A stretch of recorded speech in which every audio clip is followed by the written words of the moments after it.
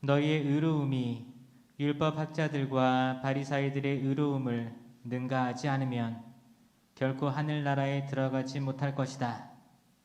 살인해서는 안 된다. 살인한 자는 재판에 넘겨진다고 옛 사람들에게 이르신 말씀을 너희는 들었다. 그러나 나는 너희에게 말한다. 자기 형제에게 성을 내는 자는 누구나 재판에 넘겨질 것이다. 그리고 자기 형제에게 바보라고 하는 자는 최고 의회에 넘겨지고 멍청이라고 하는 자는 불붙는 지옥에 넘겨질 것이다. 그러므로 내가 제단에 예물을 바치려고 하다가 거기에서 형제가 너에게 원망을 품고 있는 것이 생각나거든 예물을 거기 제단 앞에 놓아두고 물러가 먼저 그 형제와 화해하여라. 그런 다음에 돌아와서 예물을 바쳐라. 너를 고소한 자와 함께 법정으로 가는 도중에 얼른 타협하여라. 그러지 않으면 고소한 자가 너를 재판관에게 넘기고 재판관은 너를 형리에게 넘겨 내가 감옥에 갇힐 것이다. 내가 진실로 너희에게 말한다. 내가 마지막 한 입까지 닫기 전에는 결코 거기에서 나오지 못할 것이다. 주님의 말씀입니다. 그리스도님 찬미합니다. 찬미 예수님. 찬미 예수님. 은총의 사순식이 모든 분들이 또 하느님과 화해하고 다시 하느님과의 올바른 관계를 맺어 가족 또 하시는 일들 모두 평안하시길 바랍니다.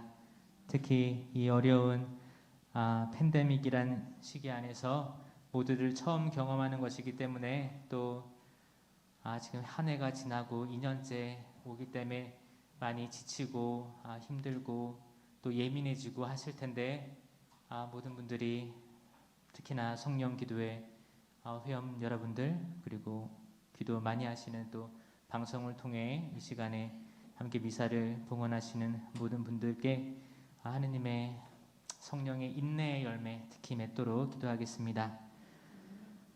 오늘 마테오복음에서 살인해서는 안 된다 이 말에 대해서 예수님께서 더 확장해서 설명을 해주세요. 살인해서는 안 된다가 몇 번째 계명이죠? 5번째. 그래서 저는 오늘 너무 좋은 기회이기 때문에 다시 10계명에 대해서 하나씩 짚어드리고자 합니다. 사순시기 때 죄를 묵상하면 너무 좋죠. 그리고 저희가 고해성사를 합니다. 고해성사를 할 때 어떻게 성찰하는 것이 가장 좋냐면 10계명이에요. 100번 물어봐도 100번 다 10계명이에요. 10계명. 10계명을 통해서 성찰한 고해를 하느님은 제일 좋아하십니다. 단순히 지난주 미사 빠졌어요. 그렇게 일반 신자분들이 많이 하시는데 맞아요. 그래서 10계명 중에 하나죠. 몇 번째 계명이에요? 3번째 계명, 주의를 거룩하게 지내라. 근데 그거를 알고 있으면 좋을 텐데 그냥 할 거 없으니까 그런 마음들은 적절한 성찰 통해라고 보지 않습니다.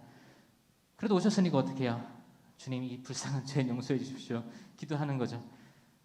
제일 좋은 거는 성찰은 10계명을 통한 거예요. 그러면 10계명을 알고 있어야 돼요.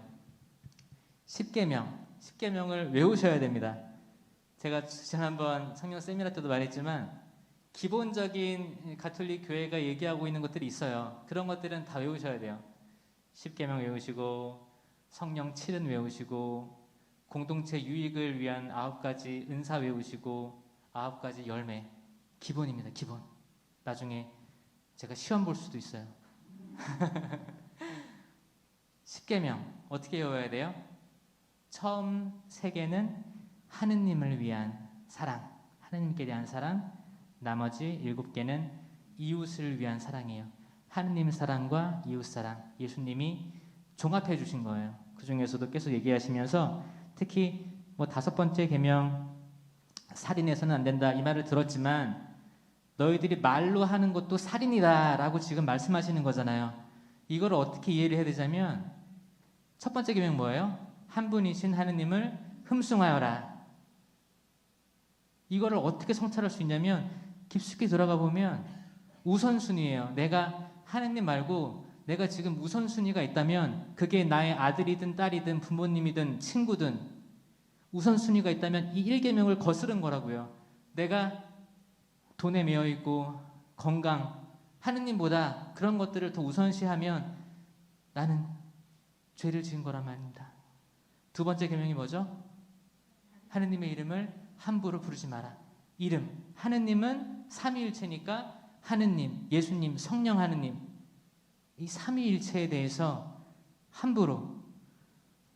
악마가 그러잖아요. 저는 당신이 누구신지 압니다.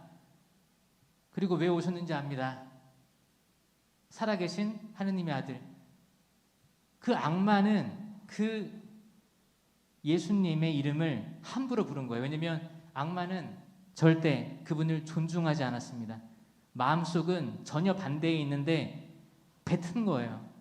뱉어서 사람들을 현혹시키려고.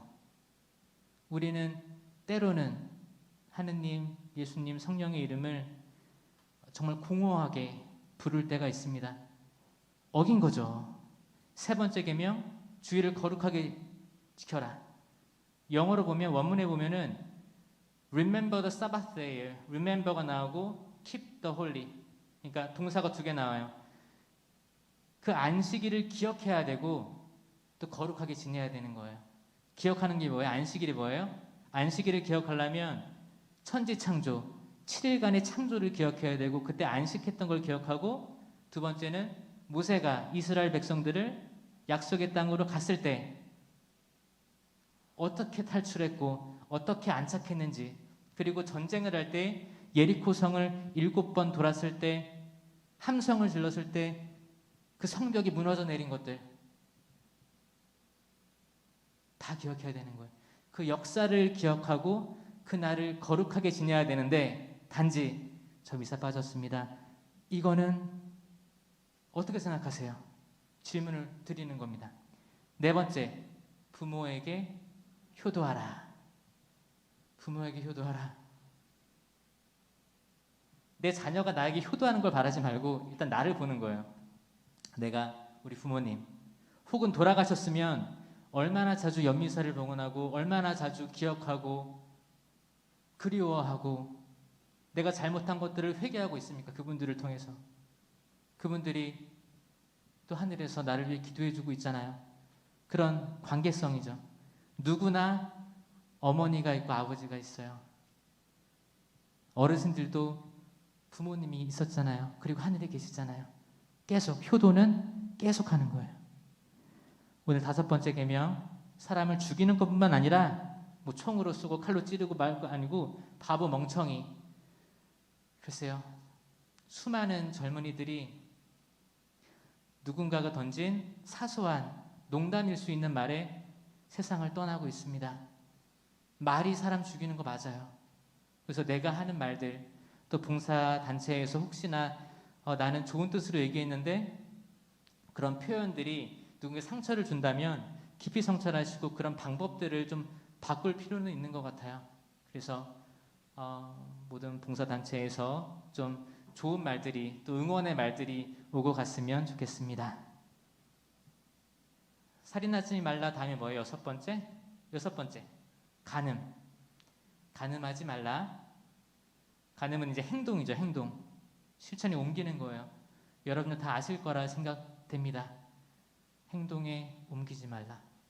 이거는 아홉 번째 계명하고 연결돼요. 남의 아내를 탐하지 말라. 남의 아내만이에요? 아니죠. 남의 남편을 탐하지 말라. 같이 해당되는 거예요. 탐하는 것과 간음하는 거랑 틀리죠. 그 연결돼 있어요. 예수님 하느님께서는 반복해서 더 강조를 하시는 거예요. 그렇죠? 간음이란 게 얼마나 남의 가정 또 나의 가정 동시에 두 가정을 동시에 폭파시킬 수 있는지를 잘 알고 계시기 때문에 강조하시는 거예요. 간음하지 말라 다음에 뭐예요? 도둑질, 거짓 증언 이렇게 나오죠? 도둑질, 남의 물건을 훔치는 거. 그래서 더 확장해 보면 내가 남의 생각을 도용하는 것들, 내가 내가 하느님이 창조해 주신 모든 것들, 사실 저희들은 그냥 알몸으로 태어났죠. 모든 것들은 하느님의 것입니다. 하느님의 것들도 도둑질할 수 있다. 왜냐하면 내가 이걸 꼭 쥐고 있기 때문에 마치 내가 이미 갖고 있는 것처럼 도둑질에 대해서도 또 확장해서 성찰해 볼 수 있는 거예요. 그 다음에 거짓 증언. 이 거짓 증언에는 저희가 뭐 흔히 말하는 하얀 거짓말이라고 해서 남의 기분을 좋게 하기 위해서 하는 거짓말은 제외되는 거예요. 남에게 해를 주는 거짓말. 그 솔로몬 시대에 2명의 어머니가 왔었죠. 그리고 아이 한 명을 데려와서 이 아이가 내 아이입니다. 싸우잖아요. 서로 제 아이입니다 하잖아요. 그때 거짓 어머니는 뭐라고 해요? 반으로 갈라달라고, 괜찮다고, 죽이라고. 그러면 두 어머니 다 피해 볼 거니까. 근데 한 어머니는 뭐라고 해요? 아닙니다, 주십시오. 그 어머니가 진짜 어머니였다. 거짓 증언은 예전에는 법정 용어였어요. 법정에서 거짓 증언을 해서 해를 끼치게 하는 거였어요. 확장해 보면 우리가 하는 모든 남에게 해를 줄 수 있는 거짓말을 경계하라. 그리고 남의 아내, 남의 재물, 남의 재물도 도둑질 하지 마라와 연결되죠. 도둑질은 실천이고 남의 재물을 탐하지 마라는 그 과정입니다. 탐하는 것에서 행동으로 나아갈 수 있다. 대죄와 소죄가 있어요. 대죄를 고해성사하는 거예요. 대죄는 십계명입니다. 소죄는 자잘한 죄인데, 소죄는 미사 때, 미사 전에 하는 자비송 있죠. 자비송하고 신부님이 용서해 주시고 하는 기도 있잖아요. 미사 초입에서 그때 사해지는 거예요. 소죄는 사해지는 거, 고해할 거는 대죄, 십계명 꼭 외우시고, 제가 어렸을 때 기억나는 거는 저희 아버지께서도 성령 쇄신 열심히 하셨는데 사순시기만 되면 집에 안 들어오셨어요. 저는 왜 안 들어온지 알 것 같습니다. 여러분들처럼 여기 계시는데, 그 집에 와서도 저희한테 아들 둘인데 계속 십계명, 그리고 오후 3시만 되면 성경책을 읽어서 꼭 쪽말 때부터 성경책을 읽고 성경을 덮고 얘기해 보라고 하셨어요. 그런 것들이 쌓이고 쌓여서 좋은 열매를 맺지 않았나 생각하고, 말씀 중요하게 여기시고 기본적인 가르침들 충실할 때 더 많은 축복 맺힐 거라고 저는 확신합니다. 모두 은총 많은 사순식이 되었으면 좋겠습니다. 성부와 성자와 성령의 이름으로